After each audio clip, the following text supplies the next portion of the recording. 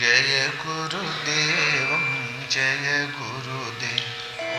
जय गुरुदेव जय गुरुदेव। ओम अशरण शरण शरण प्रभुले।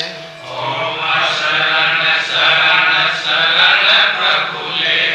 ओम जय गुरुदेव जय गुरुदेव। ओम जय गुरुदेव जय गुरुदेव।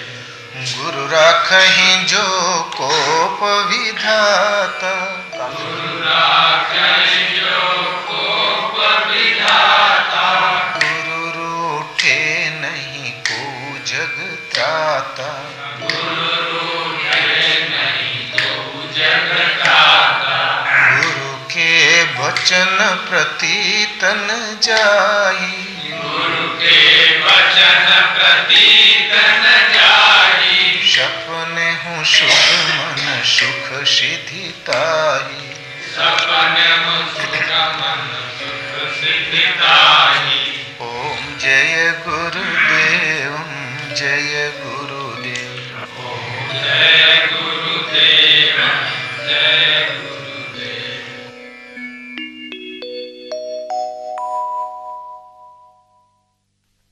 धर्मानुरागी बहनों तथा भाइयों, शास्त्र के मूल आशय को वही महापुरुष जानता है, समझा सकता है जो क्रियात्मक पथ पर चलकर परमात्मा भाव को प्राप्त कर चुका हो। शास्त्रों के मूल आशय को न समझने के कारण ही मनुष्य संकीर्णतावश छोटे छोटे दायरों में संकुचित हो गया है, एक दूसरे का कट्टर विरोधी बन गया है।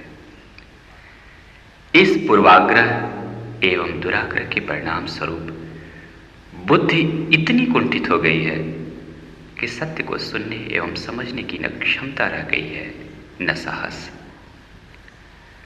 तत्वदर्शी संतों ने कभी समाज में संकीर्णता एवं भेदभाव के बीज नहीं बोए, अपितु मानव मात्र को स्नेहिल दृष्टि से देखा और उपदेशों के माध्यम से अपनी करुणा बरसाई। आपके बीच ऐसे ही संत उपस्थित हैं जिनकी वाणी सुनने से सारा भेदभाव एवं भ्रम ही मिट जाता है। आपकी वाणी में विश्व के सभी धर्मशास्त्रों के यथार्थ रूप को सरलता से बोध करा देने की एक अद्भुत कला है, जो मानव के अंतिम लक्ष्य को प्राप्त किए बिना नहीं मिल सकती है। महान संत कबीर के उलटवासी वाणी का यथार्थ स्वरूप आपके श्रीमुख से सुनने के पश्चात एक लंबे अरसे से आपके हृदय एवं मस्तिष्क में बैठी गलत धारणाओं को सुलझाने में भरपूर सहायता मिलेगी। परम आदरणीय श्री सद्गुरु जी महाराज की इस वाणी का संग्रह हमने बंबई स्थित बोरीवली सुमेर नगर की जनसभा में दिनांक 10 जनवरी 1993 को किया था। विश्वास है कि आप इस महान गुरु कृपा रूपी वाणी को मनोयोग से सुन समझकर अपने जीवन में क्रियान्वित करने का प्रयत्न करेंगे। श्री गुरुदेव भगवान की जय। कबीर वो नर अंत हैं गुरु को कहते और हरि रूठे गुरु ठौर हैं, गुरु रूठे नहीं ठौर। बोलो श्री गुरुदेव भगवान की जय। तो आज प्रस्तुत है कबीर का एक भजन, और अवसर मिलेगा तो दूसरा भजन भी होगा, उसका अर्थ बताएंगे। तो लगल मोरी चुनरी पड़ल मोरी चुनरी, नैहर दाग लगल मोरी चुनरी। पहन ओढ़ी गोरी चली ससुरारी, मैके के लोग कहे बहु फुहरी, नैहर दाग लगल मोरी चुनरी। यह चुनरी धोबी घर पठैन, बहुत धुलायो तबोन भई उजरी, नैहर दाग लगल मोरी चुनरी। तो उजली क्यों नहीं हुई? तो भाई बरेठा दूर बसत हैं, साबुन महंगा बिकायो ही नगरी।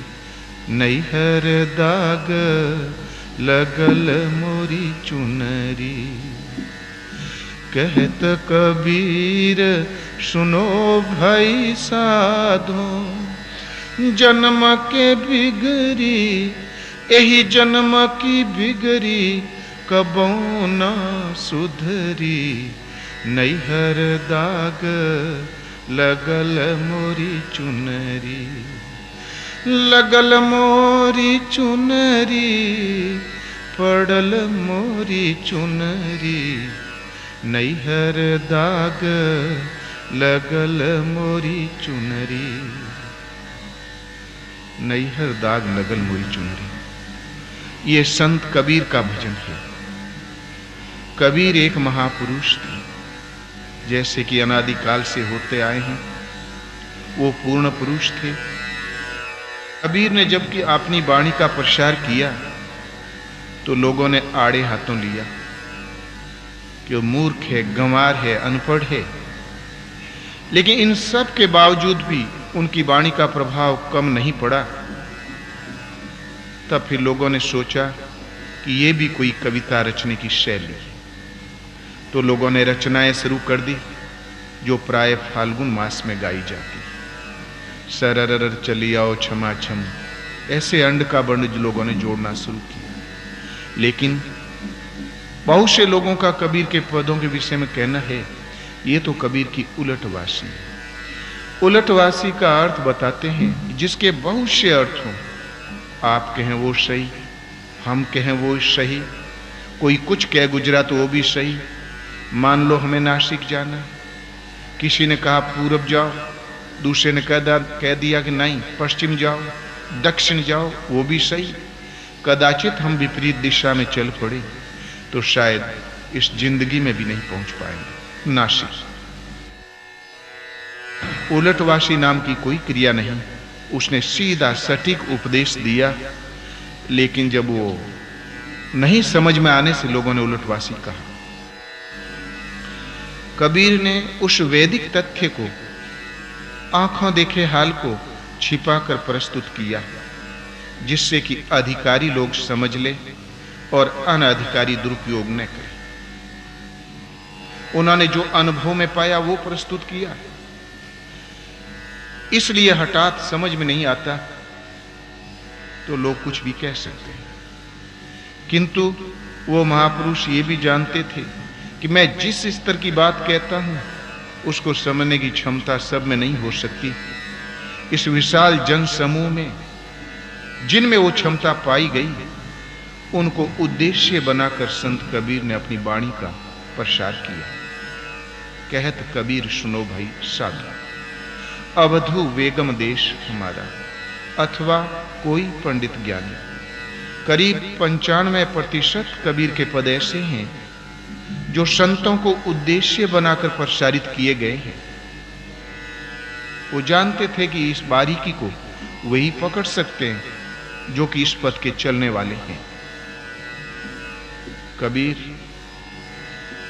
कोई संप्रदाय नहीं थी। कबीर के जब अपने जज्बे में आए, स्वरूप की मस्ती में आए, तो लोगों ने कहना शुरू किया कबीर साहब सिद्ध पुरुष है, कबीर महापुरुष है, उनकी वाणी में ओज है, उनकी शरण जाने से अमुक लाभ हुआ, उसका लड़का हो गया, उसका दरिद्रता दूर हो गई, न जाने क्या क्या। तो कबीर हंसा और बोला, कबीरा कबीरा क्या करे, शोधो सकल शरीर, आशा तृष्णा बस करे, सोई दास कबीर। क्या कबीर अच्छे कबीर महात्मा रट लगाए हो। शोधो सकल शरीर, संपूर्ण सकल माने बहुत से शरीर होने चाहिए, संपूर्ण शरीरों की शोध करो। आपका स्थूल शरीर देखने के लिए है, ये पंचभूतों से निर्मित एक और इसके अंतराल में है सूक्ष्म शरीर जो मन का संसार है, और उसके अंतराल में एक शरीर और है कारण, जिसके द्वारा ये संचालित है। कर्मशः तीनों शरीरों की शोध कर लो, किंतु आशा और तृष्णा में रहते हुए वह शोध संभव नहीं। इसलिए आशा तृष्णा बश करे सोई दास कबीर। इतना हमने किया है, इतना आप कर लें, आप भी कबीर। कबीर एक स्थिति है, न कि कोई अकेला व्यक्ति। कबीर की भाषा हठात समझ में नहीं आती, तो लोगों ने कहना प्रारंभ कर दिया कि वो तो निर्गुण उपासक थे। लेकिन सृष्टि में निर्गुण नाम की कोई उपासना नहीं है, न कभी थी, न है, और न कभी भविष्य में होगी। प्रत्येक महापुरुष सगुण से ही चलता है, और चलकर जब प्रवेश पाता है तो गुणातीत में पाता है। निर्गुण एक संतों की रहनी है, न कि उपासना। कबीर साहिब का घर दूर, लंबी पेड़ खजूर, चढ़े तो चाखे राम रस, गिरे तो चकनाचूर। परमात्मा का घर कहीं बहुत दूर है, अपने अलग खड़ा है। चढ़े तो चाखे राम रस, चढ़ना और गिरे तो चकनाचूर। प्रभु अलग, अपने अलग, चढ़ना और गिरना लगाई हुआ है। तो भला आप ही विचार करें कि सगुण उपासक के और क्या लक्षण होते हैं। यही तो कि परमात्मा कहीं अन्यत्र हो, हम अलग हो और शोध बाकी। कबीर वास्तव में सगुण उपासक थे। निर्गुण तो एक संतों की रहनी है। ये सगुण साहिब का घर ढूंढने वाला कबीर एक दिन घर पा गया और प्रवेश भी पाया, गुणातीत स्थिति मिली। उस स्थिति का भी उन्होंने चित्रण किया। अवधू बेगम देश है मेरा, तहां न उपजे मरे न बिन से, नहीं न काल का फेरा। तहां न ईश्वर जीवन माया, पूजक पूजन चेरा। कहत कबीर सुनो भाई साधो, नहीं तहां द्वैत बखेड़ा। अवधू मेरा देश बेगम है, अर्थात वाणी का इंद्रियों का विषय नहीं है, अनिर्वचनीय है। तहां न ईश्वर है, न जीव, न माया है, न कोई पूजने योग्य सत्ता है, न पूजने वाला कोई पथिक। तो आप ही विचार करें, कौन पूजा करेगा और किसकी करेगा? अंततः वहां है क्या? कुछ बचा? तो कहते हैं हाँ है, मेरा अस्तित्व है। कहत कबीर सुनो भाई साधो, नहीं था द्वैत बखेड़ा। वहां द्वैत का बखेड़ा नहीं, अर्थात मैं हूं। जहां माया और ईश्वर दोनों की भिन्नता समाप्त हो जाती है, वहां प्रकृति के तीनों गुणों से अतीत एक संतों की रहनी है। निर्गुण एक सर्टिफिकेट और स्थिति है, न कि कोई उपासना। सबको सगुण से ही चलना होगा। कबीर के चिंतन का नाम राम था। राम जीव शिव सब प्रगटे, वे ठाकुर वे दास। कबीर और जाने नहीं, एक राम नाम की आस। इधर अपार जीवों की श्रृंखला है, उधर शिव कल्याण तत्व की मान्यता है। कबीर किसी को नहीं जानता, एक राम नाम की आश। केवल राम नाम से आशावान है। होंगे भगवान, लेकिन ढूंढने का स्रोत तो नाम है। स्वयं नाम फिर ये भी बताया कि नाम जप में कुछ कठिनाइयां हैं। कारण कि राम नाम में अंतर है, कहीं हीरा है, कहीं पत्थर है, उतना बड़ा अंतराल। इसलिए राम नाम दुर्लभ यति, और ते नहीं काम। आदि अंत अरु युग युग, राम ही ते संग्राम। राम नाम अत्यंत दुर्लभ है। तो छोड़ो झंझट, क्यों परेशान होते हो? तो कहते हैं और ते नहीं काम। दूसरी किसी विधि से कार्य सिद्धि होगी नहीं, कल्याण संभव नहीं। इसलिए आदि भजन की शुरुआत, अंत, प्राप्ति काल, इसमें चाहे जुग जुगांतर बीत जाए, जन्म जन्मांतर बीत जाए, यदि संघर्ष है तो केवल राम से। अर्थात कबीर के चिंतन का नाम राम था, और वो स्वयं जपते थे और दूसरों को जपने के लिए बाध्य भी किया। रामन रमसी कवन दंड लागा, मर जइबे का करिबे अभागा। राम का भजन क्यों नहीं करते हो? कौन दंड लागा, उसमें कौन सा कर देना पड़ता है? रे अभागे, मर जाओगे तब क्या होगा? इस दुर्लभ तन को तुमने व्यर्थ खो दिया। अब की पाशा न पड़े तो फिर 84 जाए। कबीर के चिंतन का नाम तो राम था, इष्ट एक परमात्मा। किंतु जब कभी किसी ने पूछा कि हजरत क्या कर रहे हो, तो बोले मैं उस प्रिया को रिझा रहा। प्रियतम मोशन रूठल हो, साईं का प्रियतम पति कहा। साईं का मतलब ही परमात्मा है, मालिक। प्रियतम, प्रिय उत्तम से प्रियतम, जो प्रीति का सर्वोपरि माध्यम है, जिनसे एक बार संबंध जुड़ जाने के पश्चात फिर कभी विच्छोह नहीं होता। पति का मतलब ही होता मेरी पत राखो गिरधारी। पत कहते हैं इज्जत को, मर्यादा को। आज आपकी इज्जत चली गई, किसी ने 2 अपशब्द कह दिए, यदि 2 झापड़ लगा दिया तो इज्जत हो गई चौगुनी। किंतु ये आत्मा अजर अमर शाश्वत परमात्मा का विशुद्ध अंश है, और ये बारंबार मलमूत्र पीप की सनी हुई अनंत गर्भवास की यातनाओं का भ्रमण कर रही है। कितनी बड़ी बेइज्जती।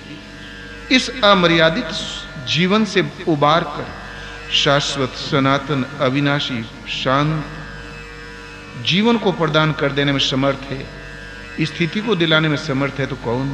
केवल परमात्मा। इसलिए उन आराध्य देव को पति कहकर संबोधित किया। हर महापुरुष ने इसका प्रयोग किया है। तुलसी भी पति ही कहते हैं। यह अभिमान जाहि जनि भोरे, मैं सेवक रघुपति पति मोरे। क्यों? तुलसीदास क्या स्त्री थे? हाँ, उन पवित्र शब्दों का प्रयोग समाज ने भी अपने ढंग से किया है। अब आइए भजन की शुरुआत पर। आप स्त्री हो अथवा पुरुष, भजन शरीर कभी नहीं करता। शरीर तो एक भजन करने के लिए स्थान आपको आश्रम मिला है, इसलिए संतों ने इसको आश्रम कहकर संबोधित किया, धाम कहकर संबोधित किया। भजन आपसे अथवा माताओं से जब कभी होगा तो इष्टोन्मुखी लगन जागृत होगी, वो आपसे भजन कराएगी। तो 100 रुपी लड़की वो लगन ही भजन कराएगी। इसी आधार पर ये कबीर का एक भजन है। तो लगल मोरी चुनरी, पड़ल मोरी चुनरी, नैहर दाग लगल मोरी चुनरी, नैहर दाग लगल मोरी चुनरी। नेह निभाया ही सरे, छोड़े सरे ने आन, तन दे धन दे शीश दे, नेहन दीजे जान। नेह कहते हैं स्नेह को। स्नेह का निर्वाह करने पर ही कल्याण है, तभी आपका बेड़ा पार है, तभी सरेगा। छोड़ने से कभी कल्याण संभव नहीं। इसलिए तन देना पड़े। इस स्नेह के निर्वाह में आपको तन देना पड़े, धन देना पड़े, यहां तक भी शीश देना पड़े। किंतु नेहन दीजे जान, स्नेह को न जाने दो। तो इस स्नेह का अपहरण करने वाले हैं कौन? शत्रु। काम, क्रोध, मोह, लोभ, खड़ विकार, इंद्रियों और भोगों में स्थित राग और द्वेष, ये दुर्जय शत्रु है। इस स्नेह का अपहरण करने वाले दुर्जय शत्रु विकार है। इन्हीं के चंगुल में फंसकर इस निर्मल चित्त में दाग लगते। चित्त ही चुनरिया है। तो नैहर, नेह, स्नेह को हरने वाले जो विकार हैं, इन्हीं के विकारों के चंगुल में फंसकर इस चित्त के अंतराल में दाग लग गया। दाग का कारण ये है, दाग का स्रोत ये है। तो दाग चित्त ही चुनरिया है। चित्त महापुरुषों ने इस चित्त को चुनर कहा, चादर कहा। एक महापुरुष का कहना है, बिटप मध्य पुतरी का सूत महु कंचुक भी नहीं बनाए, मन में तथा लीन नाना तनु प्रगटते अवसर पाए। एक वृक्ष में नाना प्रकार के फर्नीचर है, ठीक इसी प्रकार सूत में नाना प्रकार के वस्त्र, ठीक इसी प्रकार मन के अंतराल में अनंत सृष्टि के शरीरों की रचना है। जब जिसका नंबर आता है संस्कार रूप से उसे बाहर फेंकता रहता है। और अशन वसन पशु वस्तु विविध विधि बसमणि में रह जैसे, स्वर्ग नरक चरे अचर लोक बहु बसत मध्य मन तैसे।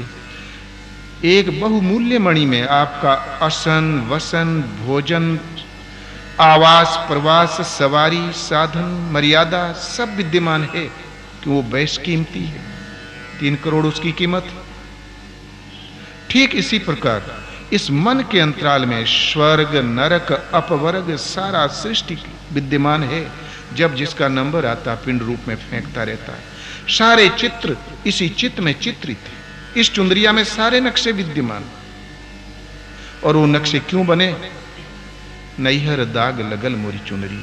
स्नेह को अपहरण करने वाले जो काम क्रोध खड़ विकार हैं, इन्हीं से विवश होकर निर्मल चित्त में दाग लग गया, जो अनंत योनियों का कारण है। तो दाग छुड़ाने का उपाय तो पहनयोडी गोरी चली ससुरारी। ब्रह्म विद्या रूपी वस्त्र और आभूषण, उन वस्त्रों को सजाना। पर ब्रह्म परमात्मा की विधि विद्या जिससे वो वहां तक की दूरी तय होती है, उन वस्त्र भूषणों को सजाकर गोरी चली ससुरारी। गोरी हमने बताया ना, भजन शरीर नहीं करता, इष्टोन्मुख लगन जागृत होगी आपसे अथवा माताओं से भजन कराएगी तो लौ रूपी लड़की इष्टोन्मुखी प्रवृत्ति ये नारी संज्ञा है। ये आपकी लगन चली स्वयं स्वरूप की ओर चली, स्वयं में सुरा का प्रवेश दिलाने चली। तो नई मई के लोग कहे बहु फुहरी, नैहर दाग लगल मोरी चुनरी। जिनकी दृष्टि माया तक सीमित है अथवा इस शरीर से जिनका माइक संबंध कुछ स्वार्थ छिपा है, वो लोग कहेंगे बड़ा फुहर बड़ा मूर्ख है, ये तो बुद्धिहीन है, इससे करते नहीं बना। अभी तो 2 दांत की बचिया घर में बैठे औरत, छोटा लड़का तो अभी स्कूल ही जाना शुरू किया, कम से कम उनको तो पांव पे खड़ा कर दे। जब वो भी नहीं बचा तो बोले अरे माताजी की तो कम से कम मिट्टी दे दे, इससे करते नहीं बना। फुहर माने होता है बुद्धिहीन, ना समझ। तो माइके के लोग जिनकी दृष्टि माइक है, जिनकी दृष्टि में उस शरीर स्वरूप के द्वारा माइक संबंध स्वार्थ जुड़ा हुआ है, वो लोग कहते हैं बड़ा फुहर बड़ा बुद्धिहीन, जबकि वो काम बड़ा विचार युक्त कर रहा है। और नैहर दाग लगल मोरी चुनरी, और नेह स्नेह को हरने वाले राग द्वेष काम क्रोध, इन्हीं से आक्रांत होकर निर्मल चित्त में दाग लगते। और ये ऐसे शत्रु बरबस घसीट ही लेते हैं। इसलिए इनसे पार पाने को महापुरुषों ने युद्ध की संज्ञा दी है। ठीक है, हम छोड़ छाड़ के घर जाते हैं जब निरंतर चिंतन के लिए, तो लोग फूहर कहते हैं। क्या सदगृहस्थ आश्रम में रहते हुए कोई उपाय नहीं है? तो है। तो यह चुनरी धोबी घर पठई, सदगुरु धोबिया से परचो नहीं। कैसा भी वस्त्र में दाग है तो धोबी छुड़ा लेंगे। हो सकता है कि इस माइक धोबियों से कपड़े का दाग भी कोई न छूटे, किंतु जन्म जन्मांतरों का मल आवरण विक्षेप का दाग जो आपके चित्त में पड़ा हुआ है, सदगुरु उस दाग को छुड़ा लेने में सक्षम है। उस दाग को छुड़ाकर चित्त को भली प्रकार निर्मल करके इस चूनर को और परमात्मा का प्रतिबिंब दिलाने में समर्थ है। तो सदगुरु ही धोबी है। इस चूनर को हमने धोबी के घर भेजा, सदगुरु के आश्रम में भेजा, उनके समक्ष समर्पण किया। बहुत धुलायो तबो न भई उजरी, नैहर दाग लगल मोरी चुनरी। बहुत धुलाया, सत्संग सुना, उनके उपदेश के अनुसार साधना आरंभ किया। कुछ अनुभव मिलने लगे, अलौकिक आवाजें मिलने लगी, मार्गदर्शन भी होने लगा। हमने श्रम भी किया, बहुत धुलाया, लेकिन तबो न भई उजरी। जैसा कि इसमें उजेली पाई जाती है। आत्मा अजरमर है, शाश्वत है, इसको शस्त्र काट नहीं सकते, अग्नि जला नहीं सकती, पानी गीला नहीं कर सकता, वायु सुखा नहीं सकता, सदा रहने वाला और अपरिवर्तनशील है, अविनाशी और शांत और सम है। ये इसकी निर्मलता। जैसी की निर्मलता बताई गई शास्त्रों में, वैसी निर्मलता देखने को नहीं मिली। कारण क्यों नहीं मिली? इसका कारण क्या है? आगे कारण बताते हैं कि भाई बरेठा दूर बसत है। धोबी का ही पर्यायवाची शब्द बरेठा, चाहे बरेठा कहो चाहे धोबी। तो भाई बरेठा दूर बसत है। शरीर से तो सदगुरु आंखों के सामने बैठे, लेकिन स्वरूप से उनकी रहनी आकाशवत है, परमात्मा भाव में है, अद्वैत अभिन्न स्थिति में प्रवेश है। वो उनका स्वरूप है। वो बहुत दूर है। तो दूर है तो भैया वो दूरी तय करो। तो कहते नहीं, दूरी तो तय करें, लेकिन वहां उस दूरी तय करने में साबुन बड़ा महंगा है। तो भला साबुन में कौन सी महंगाई है? तो जननी जनक बंधु सुत दारा, तन धन भुवन सुहृद परिवारा, सबके ममता ताग बटोरी, मम पद मन ही बांध बर डोरी, तजि मद मोह कपट छल नाना, शपदि करहु ते साधु समाना। जननी माने माता, जनक माने पिता, बंधु सुत, प्रिय परिवार, परम हितैषी, धन धाम, सबके अंदर जो हमारा ममत्व का संचार है, सारे धागों को समेटकर मन को रस्सी बनाकर मेरे चरणों में बांध दो। तो राम कहते हैं, परमात्मा कहते हैं, शपथ करूं ते साधु समाना। तत्काल मैं उसको साधु के समानांतरी स्थिति दे देता हूं, वो निर्मल पद प्रदान कर देता हूं। यही महंगाई है। भला माता पिता प्रिय परिवार, क्या मर्यादाएं, क्या छोड़ते बनता है? क्या इतना आहुति देते बनता है? यही महंगाई है। इतना हम मूल्य चुका ही नहीं पाते, चुकाने में हम सक्षम नहीं, अपने को सक्षम नहीं पाते। तो साबुन महंगा बिकायो ही नगरी, उस नगरी का साबुन बड़ा महंगा है। ओ नैहर दाग लगल मोरी चुनरी, इस स्नेह को, प्रेम को हरने वाले जो विकार हैं, उन्हीं से विवश होकर निर्मल चित्त में दाग लग गया। तो भाई साबुन जब इतना महंगा और वो चुकाने में हम सक्षम भी अपने को नहीं पाते, तो छोड़ो झंझट। तो कबीर कहता नहीं, छोड़ा नहीं जा सकता। कहत कबीर सुनो भाई साधो, जन्म के बिगड़ी कबो ना सुधरी। कबीर कहता, संतों सुनो, यदि इस जन्म में बिगड़ गई कबो ना सुधरी। मनुष्य योनि ही भवसागर से पार होने के लिए उपाय है। नरतन भव बारिद कहूं बेरो, सन्मुख मरुते अनुग्रह मेरो। कर्णधार सदगुरु दृढ़ नावा, दुर्लभ साज सुलभ करी पावा। जो न तरे भवसागर नर समाज अस पाए, सो कृत निंदक मंद मति आत्मा हन गति जाय। मनुष्य शरीर भवसागर से पार होने के लिए उपाय है, जहाज है। परमात्मा कहते हैं, मेरी अनुकूलता ही अनुकूल वायु है, और सदगुरु उसकी कर्णधार है, ड्राइवर हैं जो समुद्र पार करेंगे। ऐसा दुर्लभ समाज पाकर भी जिसने अपना परलोक नहीं सुधार लिया, वो मंद बुद्धि है और अपनी आत्मा का हत्यारा है। अब की पासा न पड़े तो फिर 84 जाए। तो संत कबीर कहता है कि जन्म के बिगड़ी, इस मनुष्य जन्म मिला और इसमें बिगड़ गई, तो कबौ ना सुधरी। नैहर दाग लगल मोरी चुनरी, तो फिर कभी नहीं सुधरेगा। अनंत योनि अवघट घाट है, किसी में पार होने का उपाय नहीं है। यहां तक कि देव योनि में भी कोई उपाय नहीं। तेतम भुक्त्वा स्वर्ग लोकम विशालम और क्षीणे पुण्य मृत्यु लोकम विशंति। देवता भी अपने सत्कर्मों के फलस्वरूप देवलोक प्राप्त करते हैं, उत्तम भोग भोगते हैं, किंतु पुण्य क्षीण हो जाने पर वहीं आके गिर जाते हैं जहां से चलना प्रारंभ किया था। नवीन साधना करके परमात्मा तक की दूरी तय नहीं कर पाते।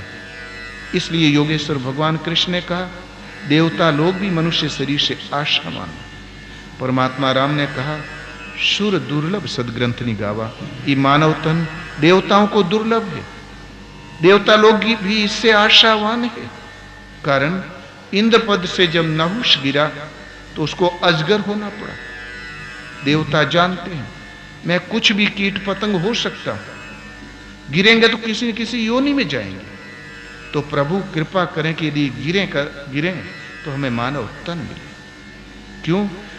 भवसागर से पार होने का उपाय केवल मानव तन ही है। कर्मानुबंधिनी मनुष्य लोग अनंत योनियां भोग भोगने के लिए है, किंतु मनुष्य योनि ही भवसागर से पार होने का एकमात्र उपाय है। मनुष्य योनि मनुष्य कर्मों का निर्माता है, कर्मों का रचयिता है, कर्मों के अनुसार शुभ अथवा अशुभ अपना बंधन तैयार करता है।